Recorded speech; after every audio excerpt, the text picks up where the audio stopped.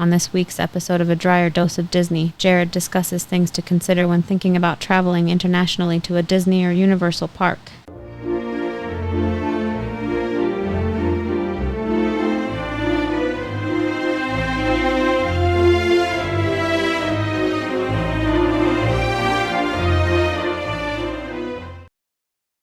Welcome to this week's episode of A Drier Dose of Disney. I'm your host, Jared Dreyer, and welcome back. I know it's been a couple weeks since we've had an episode out there, and I do apologize for that. Like I said on some of our last episodes, they're going to get a little bit of space between them going forward, and the reason is we are moving into a new series where we are talking about traveling internationally to different Disney parks. So we're going to be kicking off that series today, talking about what to think about when you're planning to travel internationally and just some good food for thought when you're going to start that process. But as we go through this, we're going to talk then about each of the parks and where to go and where some cool things might be. But as we go through it, we're also going to be traveling there ourselves and giving you a recap of each one. And we have to space those out. We can't do those each and every single week where we're just going to go back to back and go try all these different cool parks throughout the entire world. So actually, we're going to try to do one or two a year over the next couple of years here. And hopefully in the next couple of years, we'll get a chance to get to each of the Disney parks. And we'll also talk Universal on this episode because there are some international Universal parks as well. But we're going to talk you through our planning process, what we're thinking about when we're planning these vacations, and just give you some ideas of things that you should probably be thinking about as well. And then we'll do an episode where we talk about our plan. So our next week, we'll have another episode for you where we're talking about our plan for the first park that we're going to be going to. And I won't spoil that one for you yet, but we're going to be talking about that. And then once we get a chance to go to that park and that city, we're then going to talk about when we get back our experience, what we liked, what we didn't like. And we'll probably talk about each of the parks that we went to as well as some of the other cool things in the city. So we'll get a handful of episodes out of each location that we go to. But like I said earlier, we're not going to be able to go to these back to back. So we're going to have to spread them out. And then, of course, in the meantime, as Disney releases new things, so obviously we've got Tiana's is about ready to open up in Florida. It'll be this summer. So hopefully we'll get to see that when we're out there this summer, as well as the revised Splash Mountain. We will be doing episodes on things like that. So we'll be updating you just on our normal things as we go forward. So keep in mind, we will not have weekly episodes necessarily, but we will be loading episodes for you as quickly as we can as we get new material to share with you guys. Of course, you can go through our whole library of episodes. We've got over 80 of them out there right now that give you the best tips and tricks for all of the Disney parks and Universal parks, as well as the best places to eat and how to save time and money at each of these places. So we encourage you to go listen to those if you haven't listened to all of those yet. And then we do want to say, if you want our absolute best Disney tip or trick ever, that is available right now on Patreon at our top tier. And we purposely put it at our top tier because we do not want the secret getting out there. We do not want it ruined for us or for those other people that may already know the secret. So we want to keep the population as small as possible. So we did put that out there at our top tier. So we do appreciate the support. You can find the link to Patreon down in the podcast description below or on YouTube in our description below. But we do want to thank you for your support of this show. Now, as always, we do ask wherever you're listening to us, find that pause button and click that subscribe button. So that way you're going to get this content delivered into your inbox as we release these episodes, as well as you're going to have access to all the past content that's out there. So we've got some great stuff. And then you can see over my shoulder, we've got the I Can Do This All Day gear. That's a really cool logo that has the Captain America shield with the Disney castle in the middle and Mickey's head inside of that. And it says, obviously, I can do this all day, just like Captain America says. So we love to wear this kind of merchandise around the parks. This is a logo that we use for our podcast, though it is not branded with the podcast. So you don't need to worry about branding or anything like that. It's just a cool logo. You can find that on our Etsy shop. That is down in the description below as well. So we encourage you to definitely go check that out and take a look at all the cool stuff there. So today, speaking of that, I Can Do This All Day tip of the day, because that's where that logo came from and that's why we do it. We actually have 3 I Can Do This All Day tips of the day today, which is insane. Most of our episodes, we only have one. There's been a couple occasions that we've done multiple, but this is one definitely today that we've got 3 really big, important tips for you. And then we'll continue as we go and travel internationally and we learn best practices. We're going to keep updating you with some of those best tips and tricks for the parks. And we'll keep having those I Can Do This All Day tip of the day for you at the end of the episodes. So like I said, 3 of them today. So let's kick it off though by talking about traveling to international parks around the world Specifically, Disney has 4 locations with additional parks. So you've got Disneyland Paris, which was formerly known as Euro Disney in the 90s when that opened up. You've got Tokyo Disneyland and Disney Sea. You've got Shanghai, and you've got Hong Kong. So you've got 4 really cool locations if you want to travel internationally to go see all the Disney parks. And then for Universal, because we do love Universal Studios as well, we do want to talk to you about going to their parks, which are going to be out in Tokyo. So not far from Disney Tokyo either. So you can hit both in one trip, Beijing and Singapore. So really cool opportunities to go see some really cool places internationally if you want to go to the parks. We absolutely love going to parks. So we are very excited about our first trip, which we'll talk to you about on our next episode and how we've been planning that out and where we're at. Because we've already got it all purchased, ready to go. Obviously, we haven't gone yet, but we're going to talk to you about that process and walk you through that on the next episode. So we want to talk about those things today that you should be considering when you're going to be planning a trip to go international to one of the Disney or Universal parks. And first, the most basic thing is you want to think about your passports. You obviously need a passport to travel internationally from the United States. So we encourage you, start that as early as possible. That should be step number 1, is getting your passport secured and ready to go. It does take some time to get a passport ready, so you do have to do an application. You can fill it out online. It'll print then offline, and you'll be able to take the documents into your appointment. You need to go get passport photos. That can be done at a host of different places, like Walgreens, Sam's Club, Walmart. A lot of different places do passport photos, but you need to get this passport application done. You need to set an appointment. You need to get your photos, and then you take it all together in with your supporting documentation, like your birth certificate, your driver's license, marriage license, maybe if your name's changed recently, but you need to take all these things into your appointment then. Once you do your appointment, that goes actually really quick. They just verify all your information. You're going to sign in front of them. They're going to notarize it. They're going to make sure you are who you say you are, and then they're going to take it from there. Usually that's done at a post office. That's what we have found to be easiest here in Denver, is to schedule it with a local post office. And then they ship off all that information to the US government to get you a passport issued. That can take months. We've done it multiple times within our family. And the reason is adult passports are good for 10 years. Children's passports are good for 5. And so we've done it a couple times for our daughter now. And then we've each had to renew ours at least once since we've gotten them. We've done this, like I said, multiple times now. When you do that, if you have a passport already and you're renewing, you do need to surrender the old one. So you are going to lose your passport for a period of time while that's in process until you get your new one back. And I can say on average, it takes about 6 to 8 weeks to get the new passport in. They do say online it can take up to 3 to 6 months, depending on your situation. So do know that a good rule of thumb is just plan on 3 months. That's what we've always said and always planned for and experienced. Like I said, we usually get them back in about 6 weeks, but we always plan for 3 months. So we always try to find that time of year when, hey, we're not going to be traveling, or if we know we're going to be traveling, then we need to get it done right now. Then I better at least have 3 months before that trip happens. We do have some family members that are traveling with us on a upcoming trip that's out of the country, not to Disney, by the way. But when we talked to them about it, they said, oh man, we didn't get our daughter's passport yet. So we encouraged them, hey, go get it rushed, because you can do a rush passport, and they got that all done and taken care of. And they got that back like in 2 or 3 weeks. So they got it really quick, which was really fortunate for them. So we're all set for that trip. So you do have options to rush it. It is going to cost you a little bit more money, but you need to be acting really quick if you've got a trip coming up in the immediate future. So definitely step number 1 is get the passport. Like we said, they last for 10 years for adults. So once you have it, you've got plenty of time to plan a trip and get everything put together and bought, purchased, and then traveled. And then for kids, they're good for 5 years. Another rule of thumb to think about when you're thinking about your passport is most countries don't love it if you're getting close to the expiration date on your passport. And the reason is if something happens, you get hurt. A lot of countries have a 90-day window before you have to get a visa. The 90 days is a good rule of thumb for most countries. Cruises is usually within 6 months.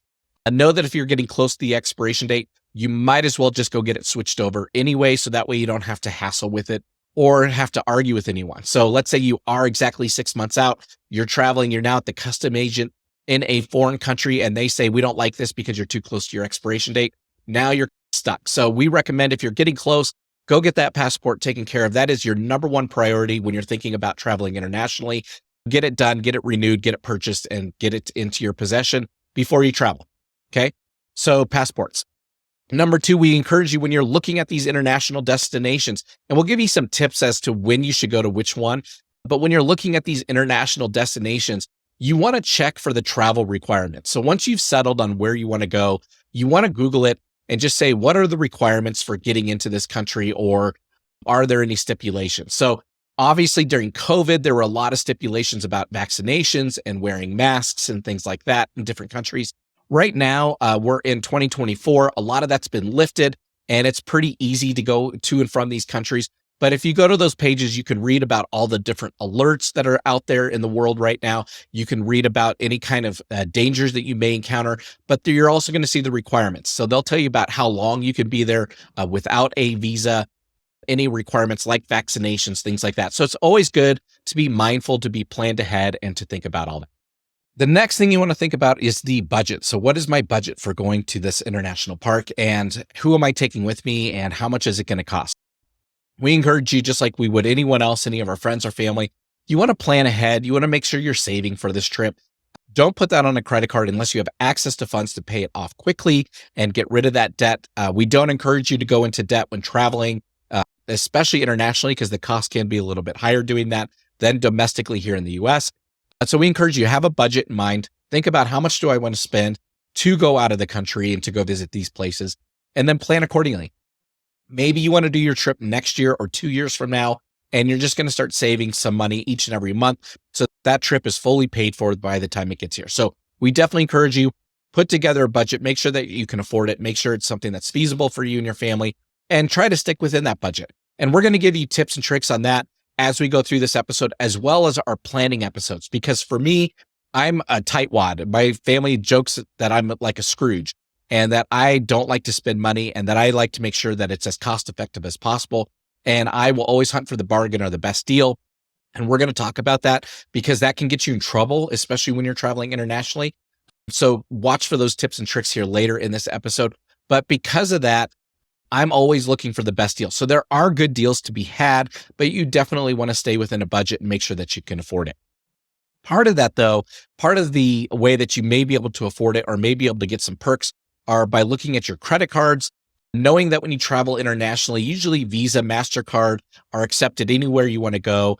I would always check your Discover cards, your American Express, if you're carrying those, to make sure that those are accepted internationally to the place you're going. So you can always go Google that and check their websites.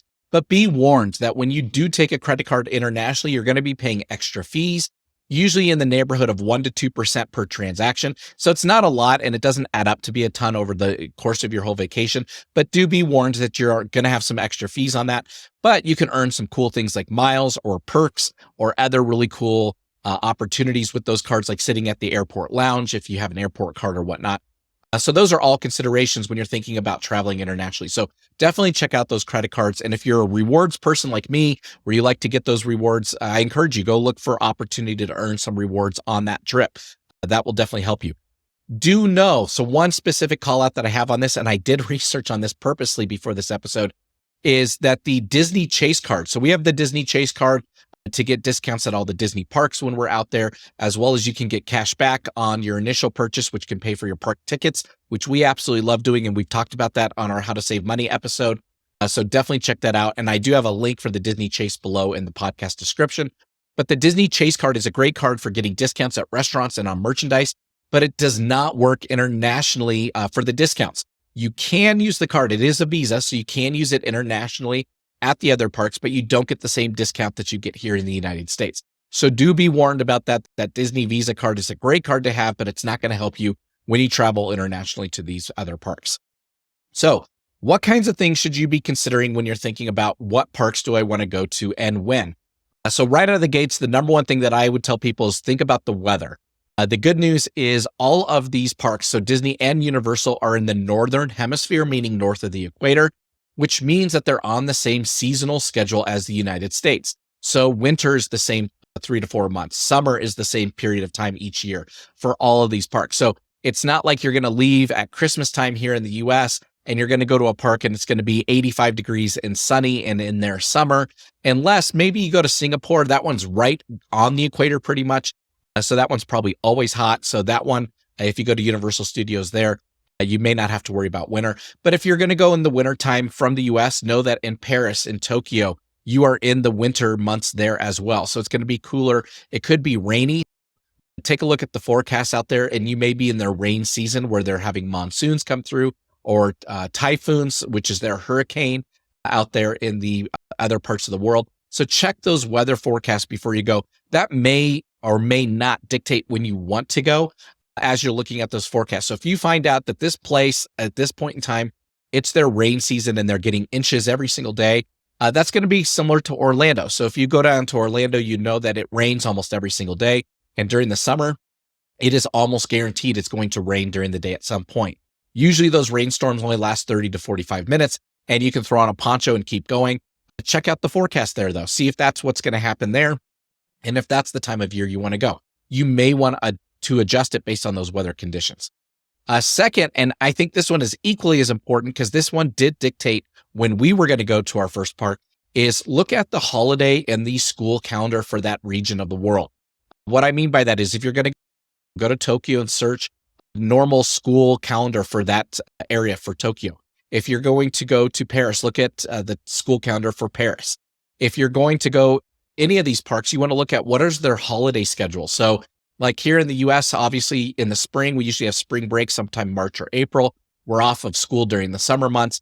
We have the fall months, which some places have fall break, some don't. We always have Thanksgiving. Obviously, Thanksgiving is a US only holiday, though there may be other parts of the world that celebrate something at a similar time. Thanksgiving is specific to the US. So you want to find out about these things. For example, out in Tokyo, they have Golden Week, and Golden Week is actually a little bit longer than a week. And it is completely busy at the parks at that point in time because everybody's off of school and work at that point in time. So you want to be looking for those kind of things to make sure it doesn't coincide with your vacation. And don't get me wrong, if that's the only time you can go is during Tokyo's Golden Week, go ahead and go at Golden Week. Just know at the end of the day, it may be more busy than other times of year. So you're definitely going to want to search for different holidays and school schedules at these different places before you go. If you're able to avoid those busy times, by all means, that's going to be a great time to go. You're going to have lower crowds. And we'll talk about that more on the next episode because that actually helped us make our decision for the first park that we're going to be traveling to. So we'll talk about that then. Next, I'd say plan on how long you want to be gone for. You're going to go to a really cool city that you may want to go explore, especially if you're going to like Paris. You may not only want to see Paris, but you may want to drive to some of these other countries and go experience the culture that's out there. Tokyo, obviously, you've got all of Japan. It's an island. So you're not going to make it to mainland China unless you take a plane. But if you did and you went to Singapore or you went to Hong Kong, you may want to go travel and see some of China. So think about how long do I want to be there on the ground? And then you have to think about the fact that your flights are going to take a longer period of time. So that is something to consider as well, is that your flights may take a day or two to get there, and it may take a day or two to get home. And if you're missing work, then you may only be able to be gone for a week or 10 days or 2 weeks or something like that. So definitely plan before you go, how long can we be gone? And I would encourage you, if you're able to travel internationally to a Disney or Universal park, you want to aim for that time that you can take the most time off. A lot of companies, depending on where you work, may have specials where you can get extra weeks off for years of service or whatnot, where you can double them all up, or maybe you need to save up some vacation time. We're fortunate in our house because my wife is a school teacher, so she's off during the whole summer. So we're obviously always looking at summer months because she doesn't have to worry about taking any time off. I already know she's free and available. And so it only becomes my availability and when can I take time off work that we're contending with. So it makes it a little bit easier when planning travel and vacation, knowing that she's always got the summers off. So definitely think about how long you're going to be gone. Think about the other places you want to see because Disney is not the end all be all of the world. There are some really cool things to see out there, but we are definitely focused on Disney. Think about how many days you want to be in the parks. Think about if you're going to Tokyo, you may want to do a couple days at each of the parks, but you may also want to go to the Universal Park that's not too far away as well. It's just a train ride away. So think about those kind of things, how long you're going to be gone, and then that should all play back into your budget, and then what time of year you're going to go, and then how much time you can take off of work. Now, if you're going to Asia, keep in mind, so if you're going to Tokyo, you are not far from Shanghai, Hong Kong, Singapore, or from Beijing, which is where all the other parks are. So you may, if you're able to, take off a few weeks and just go plane hop around and go hit all these cities. So that way you're only subjected to one really long flight and then a handful of short ones, and you're able to see all of it and get back home without having to do multiple trips. Now, if you're going to be gone a long time, again, go back to the travel requirements and take a look at how long you can be in these countries before you have to start getting visas or do other things. So definitely check all that out before you go. But a tip there is, yeah, if you're going to be in Asia, you might as well hit as many of the parks as you can and go check it all out. The next thing I'd recommend is once you've narrowed it down and you know where you want to go, then start learning about that park. So in particular, so when you're thinking about going to Disney Tokyo, Disney Paris, or Shanghai, you want to look at, do I need park reservations? So here in the US, you still need reservations depending on your ticket type, and they're starting to lift those. But internationally, they still have reservation requirements. As well as then sometimes if you're staying on site on the resort at the hotel there, you don't have reservation requirements. So you want to start figuring that kind of stuff out. Do I need reservations? What does that look like? And how do I go about getting those to get into the park? So check all of that out. And likewise, you're going to want to check out what the food looks like. So what restaurants are there? What are the best restaurants? And do I need reservations to get those restaurants? Now, knowing that most of the Disney parks are very consistent with this method, that yes, you're going to need reservations to get in, and they sometimes have a preset cost, or maybe you're going to be buying off the menu. Check those kind of things out. Go into the apps and go online and check out all the cool restaurants. In fact, we did a lot of Google searches about our first destination regarding what are the best restaurants to eat at, what are the best meals. So like we like to give that on our podcast. There's a lot of food blogs out there that have that information already. And we checked it all out. And in all honesty, everybody's going to have a different appetite for different cuisines and different flavors. And when we looked at it, we saw a lot of the restaurants, yeah, they looked pretty good, but they didn't look like they were going to knock our socks off. So we've decided in a lot of cases, hey, we're going to do quick service. We're going to do carts. And then if we want to go sit down, we'll see if we can get on the wait list and check it all out that way. We weren't too preoccupied with wanting to set reservations because we wanted to experience so many different elements of the park. We didn't want to tie ourselves down and figured it would be just as much fun to go try some of these other quick service restaurants. Definitely, you're going to want to check out the food and decide if you want to do reservations. So these are all the kind of things that you want to think about while you're planning your vacation. I would encourage you also start looking at airline tickets. So as you're looking at from my home base, or do I want to fly from somewhere else, that actually leads us into our first I can do this all day tip of the day, which is when you're looking at airline tickets, it may be cheaper to fly from a coastal city than it may be from where your home is. So if you've listened to this podcast for a while, you know that we are in Denver, Colorado. So we are in the central US. And yes, we can get direct flights to a lot of these cities, but they are substantially more expensive from Denver than if we were to fly from a coastal city. So as we're looking to go to Asia, it's cheaper for our family to fly from either LA or San Francisco than it is from Denver. And so we'd have to weigh that out. Is it cheaper enough to fly from LA that we can still get a flight to LA for pretty cheap and save some money there? Or is it better just to fly from Denver? And we'll give you some examples on our future episodes because I've already priced it for our first destination and it was significantly different. So I would encourage you definitely check that out next week on the next episode as we talk about that first destination. So you'll want to be thinking about all the flights. Again, think about the hotels. You can check out the sites and learn about the Disney hotels. If you're comfortable with it, you may stay offsite. You may want to look at transportation. So as you get there and you disembark from the plane, how are you going to get to the resort? Is it going to be you're going to take a taxi? Are you going to take a train? Or do they have a shuttle service or a bus? And we will talk about that next week as well because ours has a bus. So we're going to explain how that's going to work for us over there. Our second I can do this all day tip of the day is as you're looking at your flights and your arrivals and all that, you want to pay really close attention to what days you're flying in and out of. And the reason is we are in the US, we are at the end of the date line, the time zone set up throughout the whole world, meaning that once you get to Hawaii, right after Hawaii is the international date line.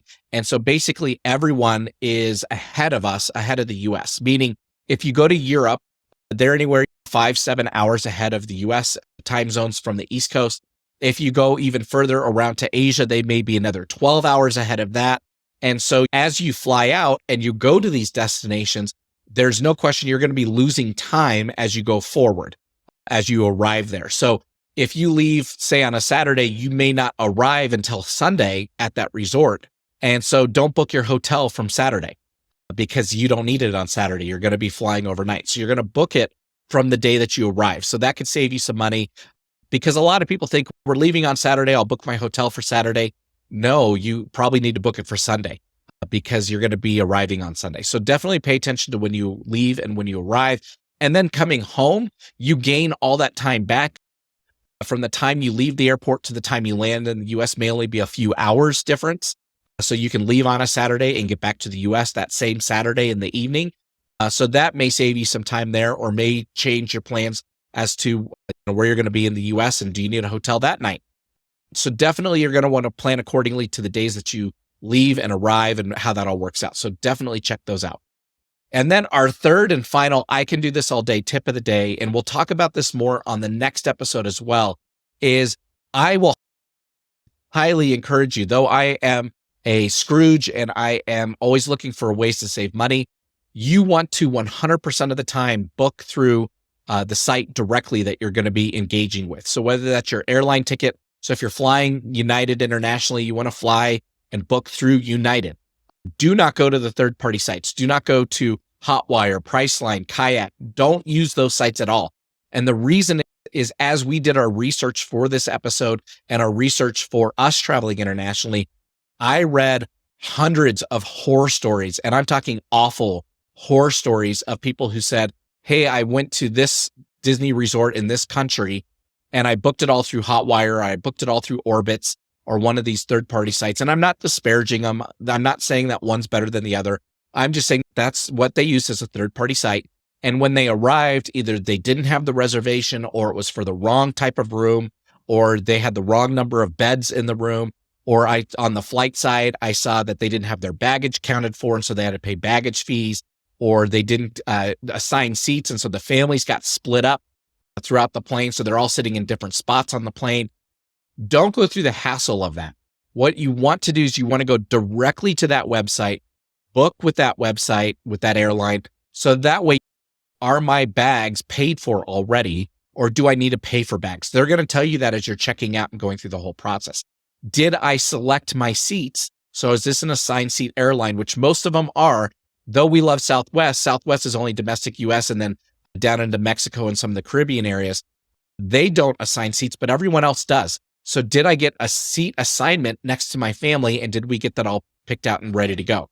Or if I didn't, is that going to be assigned at random when we get to the gate and we're going to be all split up? So you want to make sure that you're booking directly with these companies because that gives you recourse. That is something that my wife and I have spent a lot of time talking about in our past travels, because there's been times that one of us or the other one of us booked something through a third-party site, and then we had trouble. So we got to where we were going. Things didn't work out the way that we thought. And then we would talk to them and they would say, no, you need to go talk to the third-party site. We don't have anything to do with this, and this is what you're stuck with. And we were stuck. That happened multiple times. We were stuck. So we developed our own philosophy. We're just not going to do it anymore. We always book direct. But with the stories that I read traveling internationally, that was just multiplied times 10 with people in new countries, not knowing where they were, not having anyone to advocate for them or help them or talk to them. And they're stuck without a room or stuck without the right number of beds, and without transportation, and they can't get it figured out. And it was just a mess. So I encourage you always book directly with the site and the group that you're trying to travel with. And like I said, we'll talk about that more next week because that's what we did. And I'm going to walk you through some examples of what we found. So with that, I want to encourage you guys, please take the time, think about it, travel international, go see some really cool places, some cool countries, experience different cultures, and then listen to this episode series that we go through and talk about each one of the places we go to. And we'll give you the tips and tricks about where we're going, how we got our airline tickets, where we booked, and I will walk you through examples, especially if you're watching us on YouTube, you're going to see it on video. We'll talk about all the different selections that we had available to us and the choices we ultimately made. So we'll take you through every single example that we have done so far and show that all to you. So really cool opportunity to see firsthand how to do all this. So with that, we wish you a magical week. We hope you have a great next vacation. Again, we've got 80 other episodes out there that you can listen to for domestic US travel, and they have great tips and tricks. So we encourage you to go check those out, and we'll talk to you guys next time. Bye-bye.